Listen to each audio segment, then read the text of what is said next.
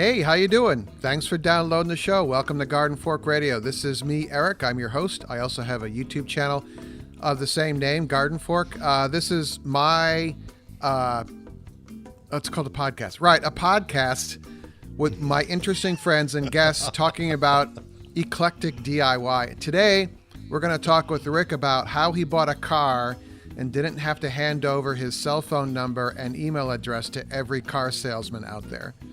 And you texted me and you were so happy about it. I said, let's tell everyone how to do this. So once you get your information, you aren't giving out your personal information, yet you can buy a car, right? That's right. Thank you for coming up for air, Eric. It's a pleasure to be here. You know, you were talking about your guests. I want to circle back to that first. You have had a remarkable run of guests, and both podcast and that video, the live stream. The live stream. Really, all three of those people are great. Will is just a fount of knowledge, and his depth of knowledge in those things. Hard won by bitter experience is just wonderful. But yeah, really great podcast lately. Oh, thanks.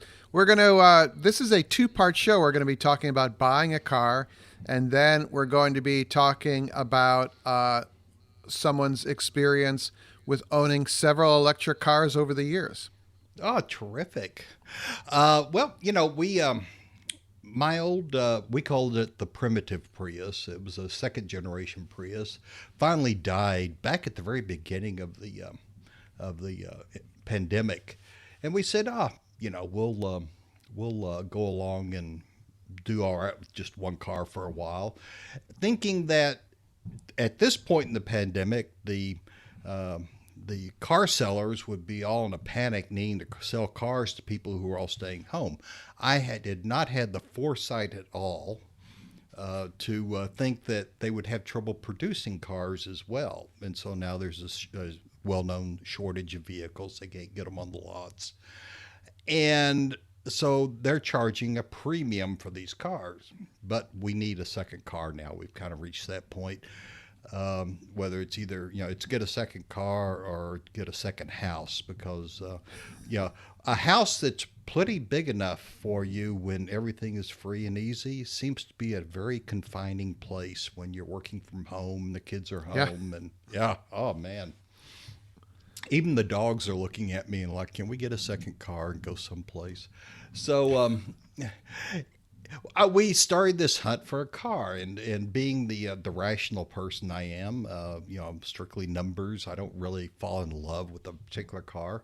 Right. I go to Consumer Report because it's at least a good place to start to see, what the rate of repairs are and whatnot. And we have a Prius Prime, 3 years old now, and we said, let's get another Prime. But we were also interested in a Subaru, and there were 2 different models. And so that's 3 inquiries I used on the car buying tool, that Consumer Report, to check on these availability and whatnot. And of course, they send all your information off to these car dealerships, and there were probably about 6 car dealerships within 100 miles of us that all of a sudden started emailing me, and all of a sudden started calling and texting. And I ended up with well over 200 texts and emails from these folks, and God knows how many telephone calls. And it was a pleasure, because I just hit one button and I deleted them all, and they will never bother me again, because I used a burner telephone number and a burner email address. And so it's just all gone now. So let's pause and talk about what is a burner thing. Yeah, I've been interested in this topic for a while now. And it's private. There is some overlap, but there's some difference between privacy, security, and anonymity, but they do overlap. This is not a process where if you wanted to buy something on the dark web and have it delivered to your house, and you didn't want anyone to know about it, or you were doing something nefarious. This is not that kind of process. This is just really a privacy issue. It's not a security issue. It's an anonymity issue as well. And in this case, a burner telephone number could be anything. It could be a voice over IP number like you get from Google Voice, which is just a software telephone number. But some places detect that and they will prevent them. It could be a number through an app that you pay for. And it's amazing. There's actually an app called Burner. And for a fee, which isn't that much, you can have up to, I think, 3 burner telephone numbers that you create. You can give to people, and then if they get to be too much or they're bothersome, you just burn that number and create a new one. And then the third way, which is the way I kind of like to do this, is you go down to you can go to Amazon or Best Buys or Walmart and buy a inexpensive phone, cell phone. It needs to have be able to receive text, so it can't be a really basic kind of telephone. It has to have a little bit of function, but you can buy these for $25 to $50. And then go to the grocery store or Best Buys or Walmart again and go over to the rack where they sell SIM cards and pick up 2 or 3 SIM cards. And those are prepaid SIM cards. They're prepaid SIM cards. So X number of minutes on them. Right. And you can get like a SIM card for Mint Mobile, M-I-N-T. I've heard of them. I've seen some commercials of theirs. Yeah, I paid $2 for a Mint Mobile telephone number it didn't have very much on it. It had maybe 30 minutes or an hour's worth of talk on it. Right. But it was plenty enough for me to put it in the phone, initiate it, and then give it to all these car salesmen, give it to all the car dealerships through that system. And then I just turn it off because I don't need it anymore. And all those telephone numbers pile up, the voicemails pile up, all that calling piles up. And once I've made a decision, and we did finally buy another Prius Prime, then I just I just take that SIM card and I throw it away. I'd thrown away $2. Right. And so let's back up just for once. So a SIM card, when you put it into a cell phone is kind of a blank slate. Then the SIM card has the cellular number on it, probably some kind of like IP kind of identifying numbers on it as well. So that is the brain trust, that little card you slide into the side of the phone. And usually you're assigned a telephone number when you put it in. So it'll tell you what your new telephone number is. And it's kind of neat. So if you're done buying the car, you can still keep the cell phone and go buy another SIM card with another number if you want to buy another car or a home, or you have a friend that you don't quite trust with your landline, you could hand them this phone number. Exactly. And so you're giving out good information for when you need it. And there can even be cases where you want to have a relationship with somebody through a company or something, but you don't want it to go on forever. And I know that these SIM card cell phone numbers were sold on after I delivered them, because some of the voicemail messages when I'd listened to them were from people that had nothing to do with the car buying business. It was universities and all that kind of thing. So that's the phone side of it. Once it's over, just throw the SIM card away, keep the phone. This is not like when you're worried about security, where if you use a cell phone and you've doing something that you don't want other people to know about, where you take the cell phone and you break it in half and throw it in the trash and then take the SIM card out. I know a football player that did that and got caught. Yeah. You have to be careful about these things, and you have to think about them.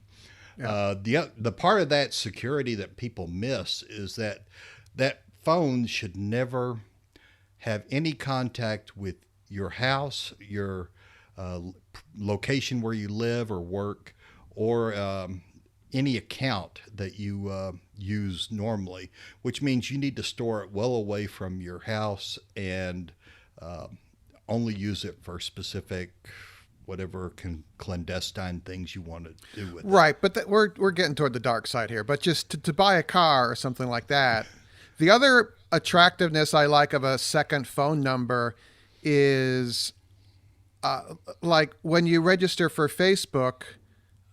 I'm paraphrasing, and I might have the information slightly wrong, but they either require or want you to hand over your cell phone number so they can do a two-factor authentication thing. And it is now known that Facebook made those phone numbers available, cell phone numbers available to marketers on Facebook. Right. So it's not like Facebook is like, oh, we respect your data, we're not going to hand out your cell phone number, give it to us anyway. They handed it over. And so a second number isn't just for nefarious things, it's for I think your privacy as well, to a point. Yeah, and what they found is people were dumping their old Facebook IDs and creating new ones, and they couldn't tie you to that new identity, and so they started using a cell phone number or a telephone number to do that. And Facebook, particularly, and also Google now, will not recognize voice over IP numbers as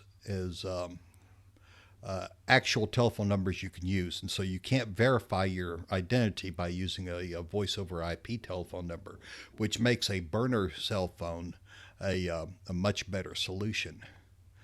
Because and people talk about voice over IP is basically it's a telephone number that you basically plug a little box into. I use Vonage, which is a voice over IP company, and you literally send you a little box. You plug it into your cable modem or a router or whatever, and you plug your regular touch-tone phones into it, and that's your landline. Right. And they're very handy because though Vonage will actually allow you to create a second phone number for car shopping or things like that. And let's see, what else could we talk about? Email addresses. That's the other thing that the car sellers wanted, and that Consumer Report and all these car buying outfits want. And it's easy if you have Apple. If you go to Apple on the web, not on the Apple app, up and hide my. Let me see what it's under. It's under your settings anyway. You can create an alias email address, and I did that. That's not tied to my in any public way to my real email address, and I called it rhkcars@icloud.com. Isn't that that's very, very nefarious? And I gave that to all these people. And as soon as we settled on the car and we got the deal done, I just went in and I killed that email address. And so it doesn't track back to me. People who send email to it get a dead letter back now that there's nothing there. And so it helps protect myself. But these kind of email alias outfits are everywhere on the internet. Just type alias email. You can get them for 10 minutes. You can get them for 30 minutes, whatever you need just to verify that when they send you a little text saying, is this your real email address? You can say yes, and you'll click the link and verify it's your email address, and then you can kill it. And it's really quite useful. Hey, I got some interesting news for you. GardenFork Radio now has an affiliate relationship with Masterclass. Have you ever seen Masterclass? Do you know anything about it? It is like super high-end, how to do stuff, how to be better. It's like, I don't know, it's like some of the advice I wish I had when I was younger, all boxed up into... It's like a high-end YouTube app and site. I really like it because we signed up for Masterclass. I'll just tell you a story. All right, I'll tell you a story, and that'll be our affiliate promotion for today. We got our new Labradors, Andy and Spike, and I'm thinking, we need to kind of improve and be better at training our pups. And I had been watching on YouTube some ads that would come up before a video for masterclass. And one of them was Ron Howard, who I really like his movies. I like his creation story. And he said this one thing which kind of stuck in my head. We all understand stories. It makes us believe we can all direct. And we probably all can. We all have our own instincts. What we have to do is back up that instinct with something called craft. And then I saw another one with Chris Hadfield, who is a Canadian astronaut who has flown the space shuttle, has commanded the space station. It's just neat stuff. And then I discovered that Brandon McMillan, who is a noted dog trainer, also has a masterclass. And I'm thinking, okay, it's $15 a month. Let's just sign up, try it out, and we'll go from there. And we watched Brandon's classes. It's a downloadable PDF to go with the whole series. And now Charlie Pup and Spiker listen really well. They do basically what we tell them. I mean, they are Labradors after all. But I was like, wow, I really like this. Then I started watching some of the other ones. So, and going forward here in the podcast, I'm going to talk about the different series, videos I've watched on Masterclass. But suffice to say, if you're interested in something, instead of like having to, like, I didn't want to learn how to train the dogs by watching YouTube videos. I like the Brandon McMillan videos because they were really targeted. It wasn't, he's just a good guy with video. It's shot really well. There's a downloadable PDF. I could watch it over and over and over again. There weren't any ads. And I know that I make a living from ads, so you all know that. But anyway, if you want to consider $15 a month, it's billed annually. We do get a finder's fee for that if you use the link in our notes here, which I would appreciate. Helps us pay the bills here. But think about that. Masterclass. I'll talk more about it in future episodes. All right? I actually use email aliases because I have a shared server for GardenFork, the site, which also offers email for the site. And the email address for the podcast, which is radio@gardenfork.tv, is an alias. Right. And it goes to my main mailbox. But what it allows me to do is to filter all emails about the podcast, which are listeners wanting to make comments and stuff, because I get a ton of garbage in my inbox every day, and I can filter to find the important ones, which are the people that are listening to the podcast. And the other thing it allows me to do is because I just made it an alias, I don't have to go through my email program and create a second email account and type in all the special numbers and the IP number and the SMTP and It's just, right. It goes to my main address, but it's radio. And it's, so there are a lot of positive uses for an alias. And I love that Apple will allow me to make them with ease and delete them with ease. Yeah. And, if you have a Proton Mail account, you can have, I think, 5 different alias addresses that you can, create and then delete as you need to. So there, you can do that with a lot of different email services. And this isn't necessarily these are being tied at some level through Proton or through Apple or whoever you get or Google. Google does a lot of email aliases. They're being tied to you. So they're not that kind of security where you're doing something kind of dark and nefarious. But just for the purposes of protecting yourself from spam and marketers and that kind of thing, this is really the way to go. The other thing you can do, and it helps if you get used to doing it, is the time-based one-time password. And there are a lot of apps. It's called TOTP. And this is that you'll take a picture of it with your cell phone on the screen. It's a little QR code, one of those square codes. And it coordinates the time and this app to a site like Facebook or Amazon has one. Almost everyone, PayPal uses them. And they're a way to protect your app or your security, because only you and say the bank know that in 60 seconds this time resets, and it gives you a new code to put in there.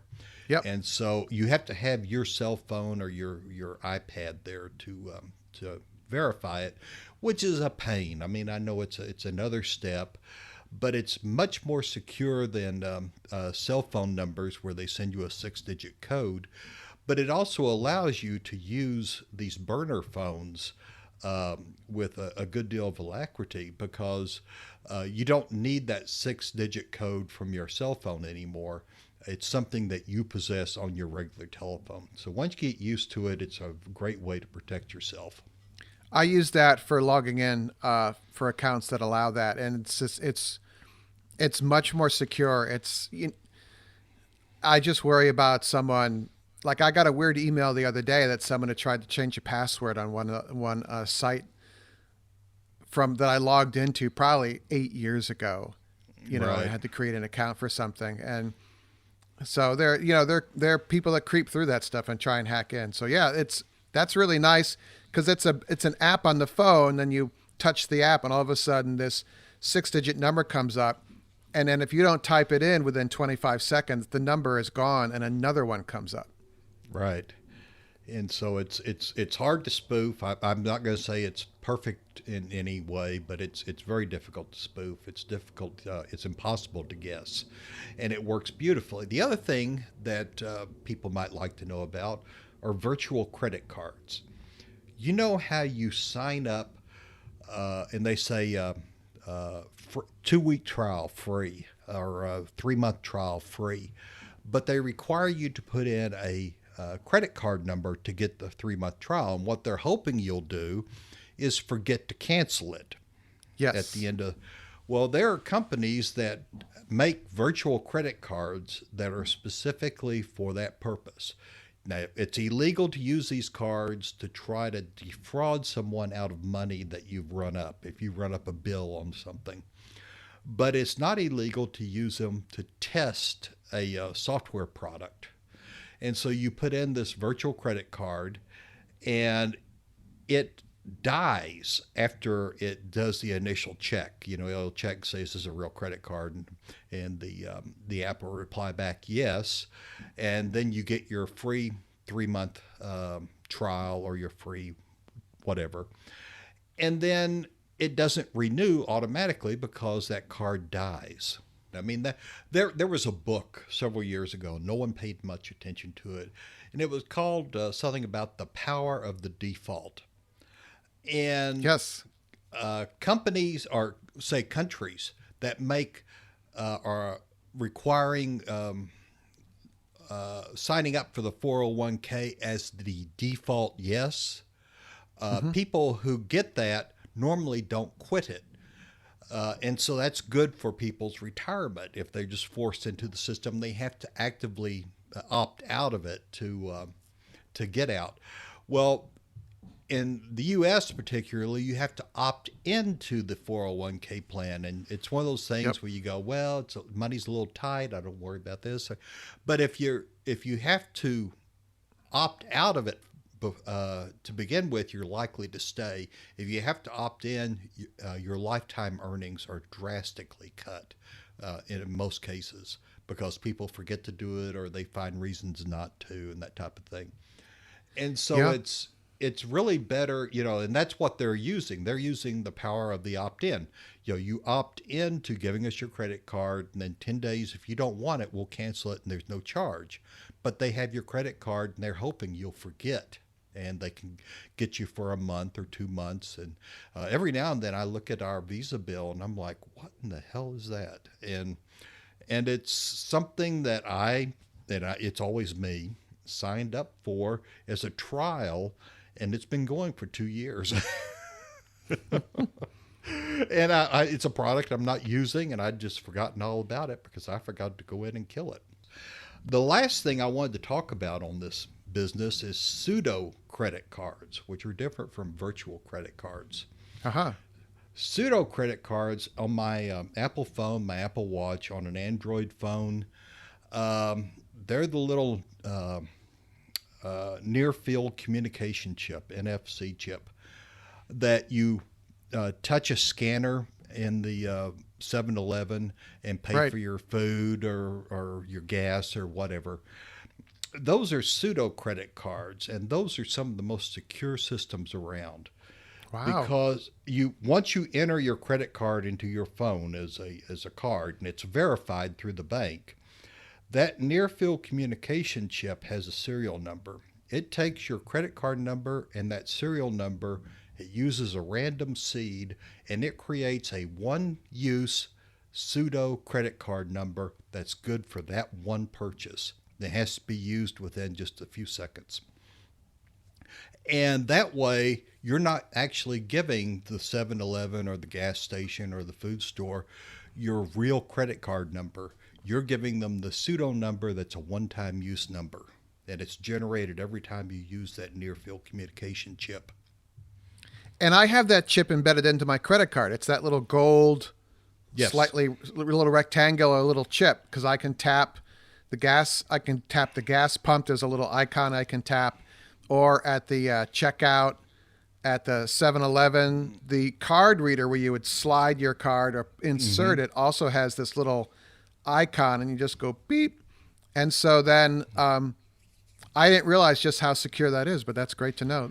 You're like you're the GardenFork security expert. Oh, don't call me an expert. I spent years working in security for the Navy, doing databases and firewalls and all kinds of stuff. And I look back on the things that we did back then, and I would be occupying a cell with the Walker brothers now if we were caught doing back then now the things we were doing back then, because security is just so complex. I pulled pieces off of the shelf on data warehouses on the internet, just for like login, for creating a database or something, and it was so to create the web interface. And I go back and I look at that, and it's open source, but no one ever examines the source. People are constantly updating it and correcting things, and they can put nefarious data loggers or whatever into those. And I'm just like, I faint and fall back in it every time I think about how close, we were just not. The whole process was not as sophisticated as it is now. And the bad guys would have just taken me to the cleaners. And so I am not an expert. Wow, that's that's a lot to digest, but wow. It's just you go to these sites like Substack or something, and you just pull modules off for ASP, or you pull modules off for SQL or something, and you find out you opened yourself up to these SQL injection attacks, or it's really scary. And I'm glad not to be in that business anymore, because frankly I would not enjoy the risk of doing what we did. No. Well, cool. This has been great information. So we're not advocating people do nefarious things. I just think that this suite of available tools is ways that we can actually retain some semblance of privacy.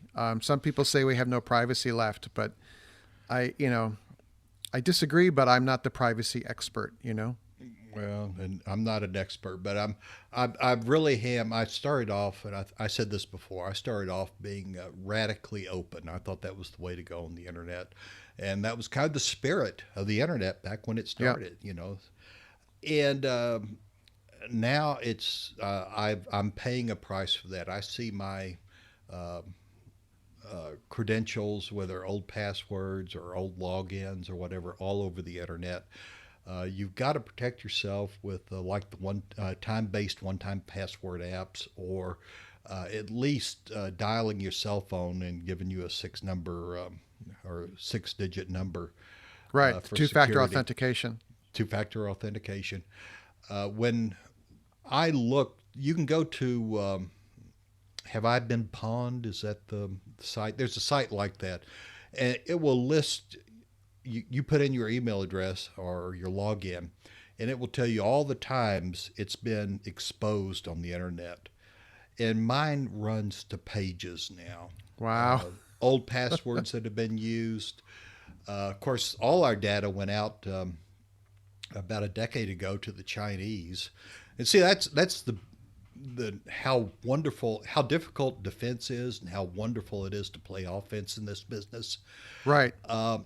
It was the OPM breach a few years back, Office of Personnel Management, and that's where all the records for every military person, civilian who works for the government, contractors, all that stuff is at OPM. And they were like a gold brick. I mean, you could not get into that thing for anything. But they have clients at Social Security office, at right. DOD, all these different places.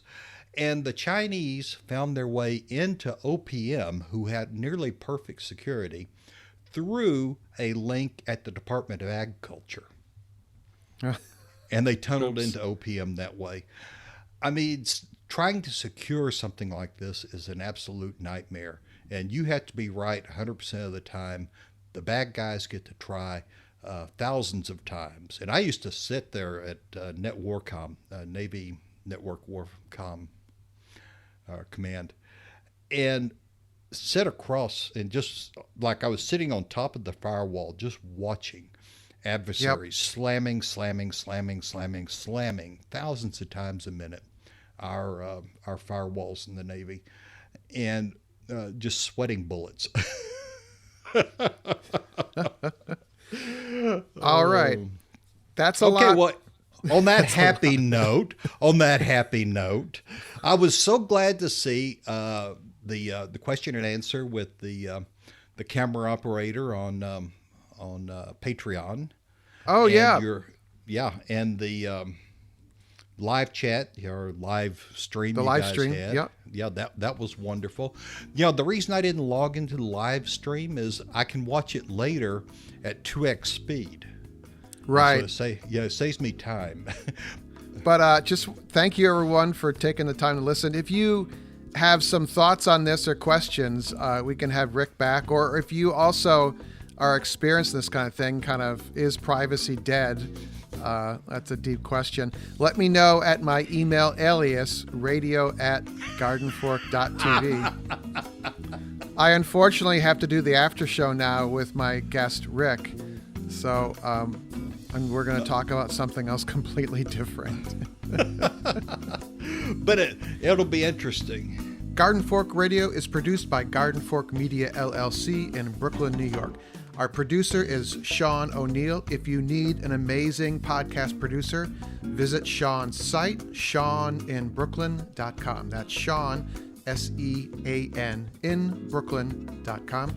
Our executive producer is Jimmy Goose. For more information about Jimmy and the custom hollow books he makes, visit hollowbooks.com.